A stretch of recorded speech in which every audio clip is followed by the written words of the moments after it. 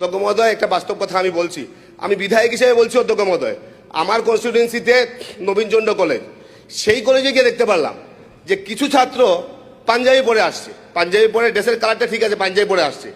আমি যখন গিয়ে অথরিটিকে জিজ্ঞেস করলাম ওরা কেন এইরকম ড্রেস পরে আসছে, বলে ওরা শরীয়তের কি একটা ইয়ে আছে, শার্ট প্যান্ট ওরা পরতে পারবে না, এই এই এই এটা পরবে।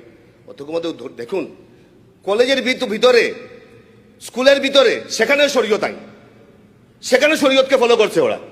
মানুষকে যদি আমি ধর্মের ভিত্তিতে ভাগ করে দিই, পোশাক, ভাষা, সংস্কৃতি শুধু বিভাজন হয়ে যায়, তাহলে সনাতনী বলে তাকে সে পরিচয় দিতে পারে তার নিজের? বহুত্ববাদী সংস্কৃতিকে আলিঙ্গন করবেন, এটাই ভারতের পরম্পরা। যে হিন্দু, প্রকৃত অর্থে যে হিন্দু, সে সনাতন ধর্মকে যেমন বাঁচাবে, সে সমস্ত ধর্মকে সম্মান করবে, সমস্ত মানুষকে সম্মান করবে।